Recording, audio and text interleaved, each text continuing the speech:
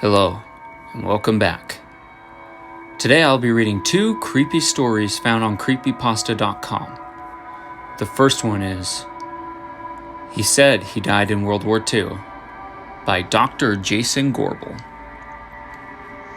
The sandy-haired millennial sitting opposite my desk wagged his finger. I never said I was a ghost, Doctor. I just told you I died.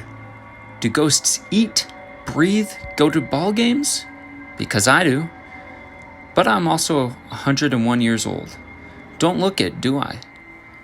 I already knew the gist of his story, but I still had to play it professional to mask my incredulity.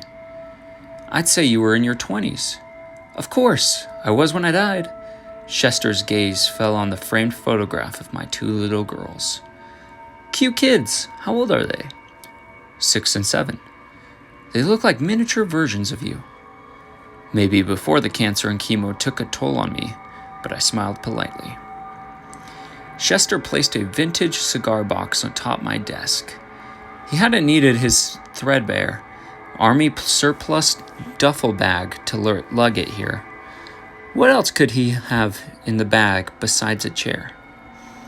I put aside my pad and pen to examine the box's contents. Under rank insignia, a Purple Heart, another medal of some sort, and pilot wings was Ensign Mayor Chester's yellow ID from the Navy, which listed his date of birth as December 28th, 1920. The dashing pilot in the black and white photos could have been the twin of the man in my office. More likely, his great-grandfather, if it wasn't just my interviewee photoshopped on some sort of World War II stock photography.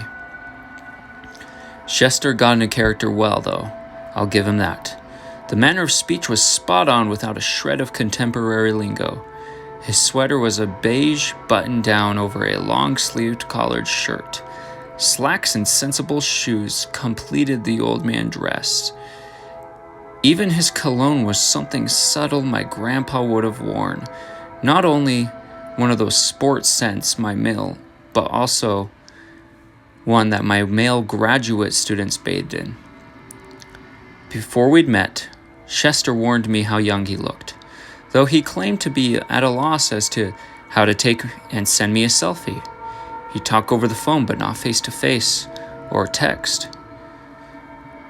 I couldn't help but picture someone in their 70s. These things look real enough, I said, but you can't prove they belong to you. Chester's expression darkened, and he looked to my bookshelf. Ghosts and ghostly phenomena, evidence of an afterlife, into the light. I'm aware of the contents of my own library, Mr. Chester, particularly the books I authored. I'm just naming the ones I read, he said. Not much proof for the paranormal goings-on in those books, are there? My eyes narrowed. If you read them, then you'd know that I've documented multiple eyewitness accounts. Yeah, about those, he sighed. The Nevada Hospital emergency room staff in 1968 saw something, but it wasn't death taking the soul of their patient. Man made out of shadow? Schefter scoffed. Please, that's about as a real depiction of the Reaper as a hooked skeleton carrying a scythe. And you've seen death, as in the Grim Reaper? This time I let him hear my skepticism. Of course! I fought it during World War II when I was taken aboard a Japanese cruiser. Never did find out which one, though. Her captain had pulled me out of the water. Me, the American who sank his ship. I rubbed my furrowed brow. How could they have brought you aboard their ship if you sank it? Well, it was as good as sunk, Chester began with a sheepish grin. Anti-aircraft fire took out of my bomber's engine, but we'd already dropped our torpedo. I watched it hit the cruiser midships before I ditched in the water. His smile dissolved. My crew, Wallace and Abe, didn't make it. Sorry, I found myself saying. Though confident, Chester was recounting another man's story, if not a complete product of his own imagination. He shrugged through, though, and needed to wipe his eyes. Anyway, I swallowed a gallon of the Pacific and had stopped breathing for a while, but I had my life jacket on, so I figured I still had a chance at survival.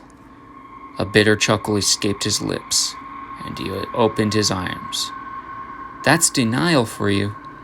Chester paused and looked away. When his ocean blue eyes returned to me, a fire burned behind them. I tried swimming with all my might away from that ship, but the current had its own ideas and took me in closer. She was listing pretty badly with the bow. That's the front of the ship, already coming out of the water. Too tired to swim another stroke, I floated right up to her hull.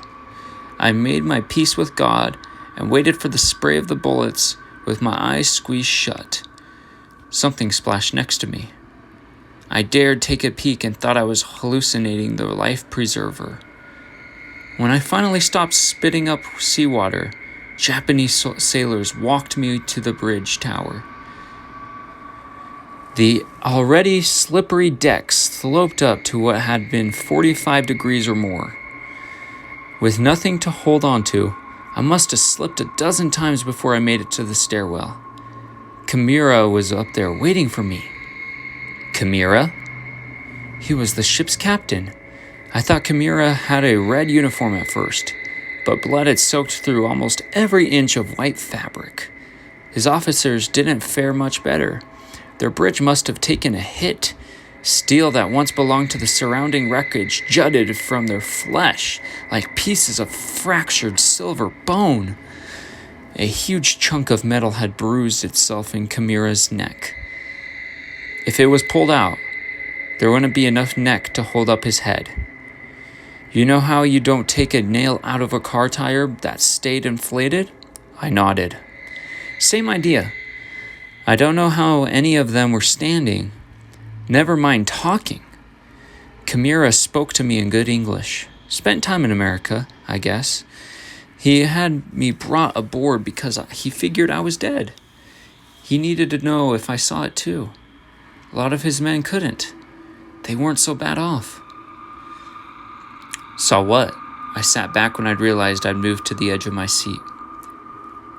Death, he replied, matter-of-factly. It snuck in from off the port side, looking like a wall of storm clouds, but a real storm at the sea is louder than the battle. Thunder crashes and the wind wails like a behemoth.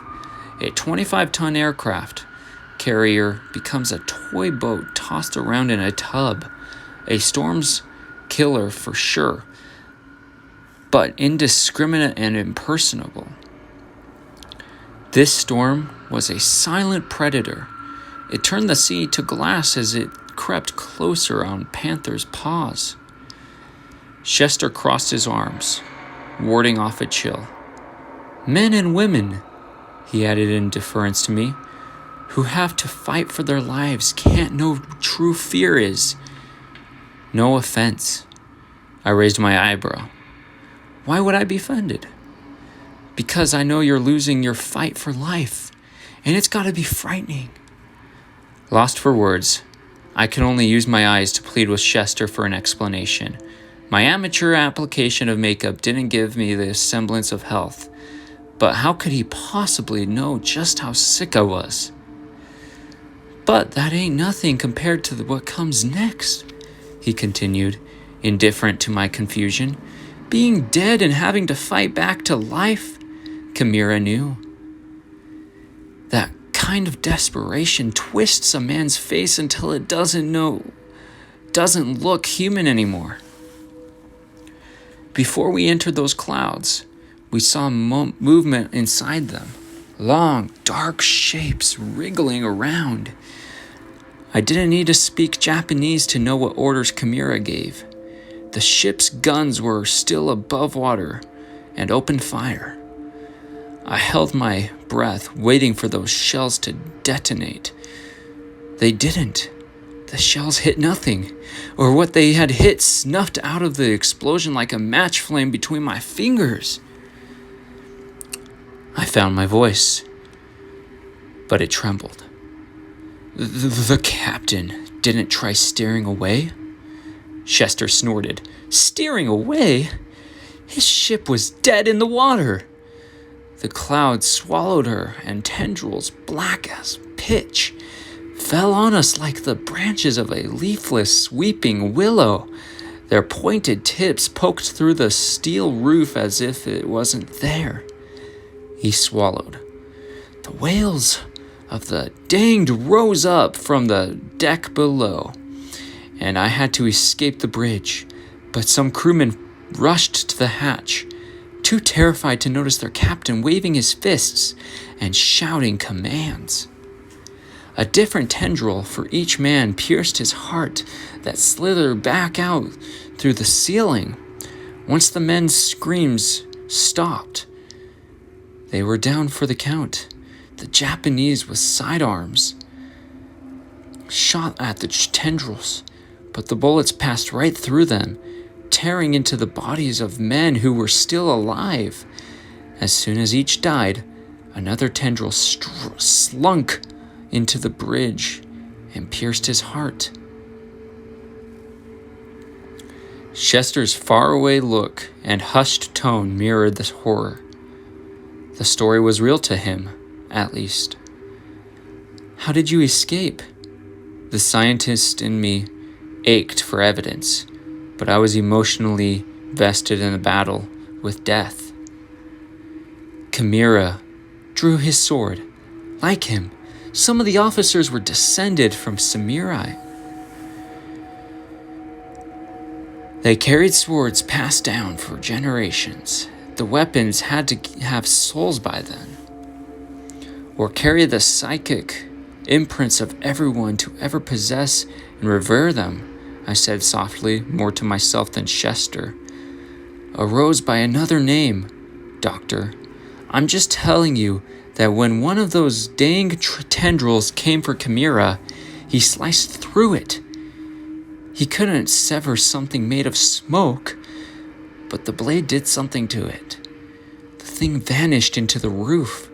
Chimera watched it go with his eyes wide as saucers. I was 23 years old, with a lot of living left to do, so I took a sword off of one of the fallen officers.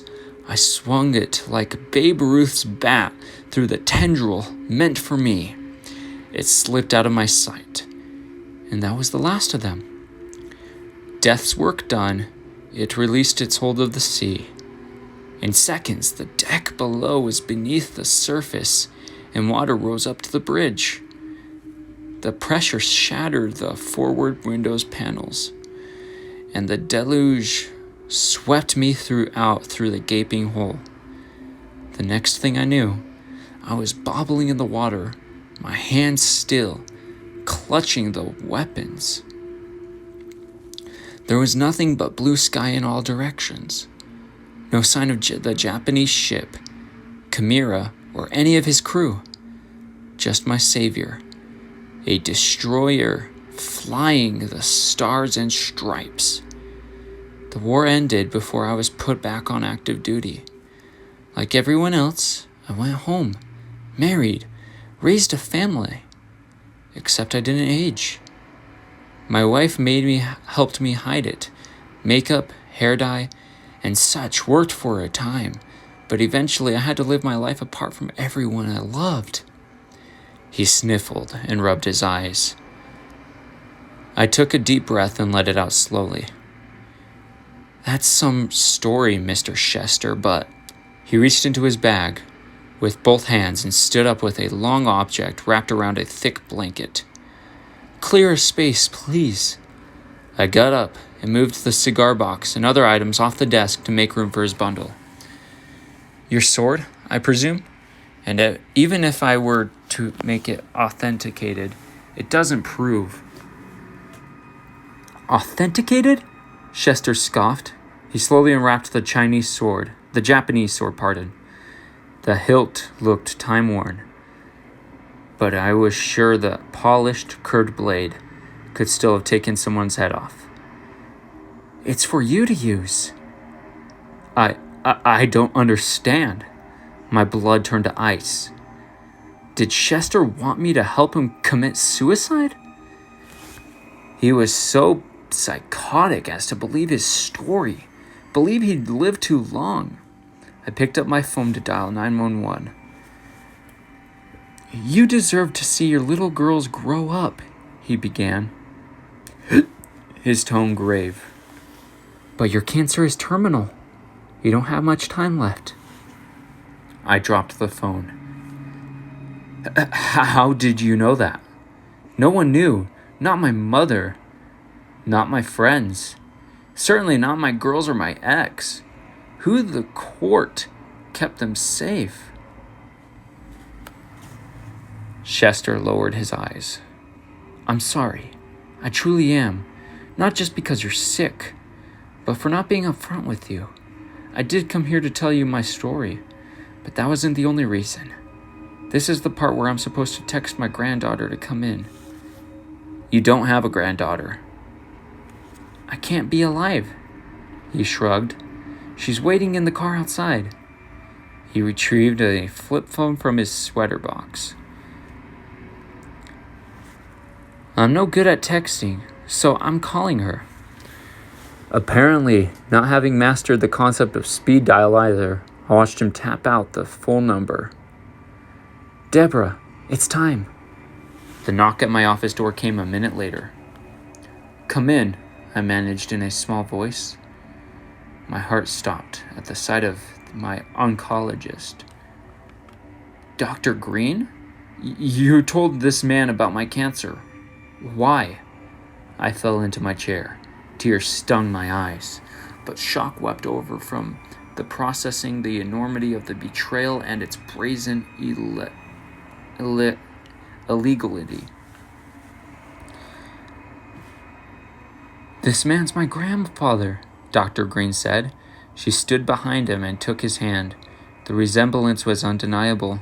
Most prominent among their shared features was the sandy hair, though hers was graying, and ocean blue eyes. But being in her 50s, Dr. Green was almost likely Chester's mother. Green's my son-in-law's name, Chester explained. Her father. What kind of sick joke? I began. I'm risking my career because there's a chance for you to make one last stand in your battle against cancer, she said, her expression stone. I've had other patients who might have used my grandfather's secret to save themselves, but had I told them, they wouldn't have believed me. I'd promptly be reported and no longer practicing medicine. They'd have died just the same. I assumed you being a parapsychologist opened your mind to extreme possibilities. I can't know if you'll have the opportunity to wield the sword. I don't know why I did, Chester said. But I knew you would at least listen to my grandfather's story, Dr. Green continued. Now, your only last chance is if you put yourself between your body's death and when death comes itself to claim your soul or whatever it was that happened during the war. I may say moment for lack of a better word. What my grandfather and those other men experienced may well have occurred outside of time. I rose to my feet and picked up the pictures of my girls. Tears fell on the glass. I don't want to die, but if I want to outlive my children either. Nor do I, Chester said. I have a plan to fly alone out to sea and keep going until my fuel runs dry. I'm not bringing my sword with me. When the time comes, you can choose your own way to move on. Dr. Green briefly bowed her head, then locked eyes with me. I can see to it the sword is under your mattress in hospice. No one will know it's there but us. You wouldn't happen to have any experience wielding a sword, would you, Doctor? Chester asked. No, but I played high school and college. Played softball in high school and college. He smiled. That'll do. I carefully wrapped the sword back in its blanket and handed it to Dr. Green. Under my mattress, right? She nodded solemnly. It'll be there. Chester collected his things and offered me his hand, which I somehow had the wherewithal to shake despite being in daze.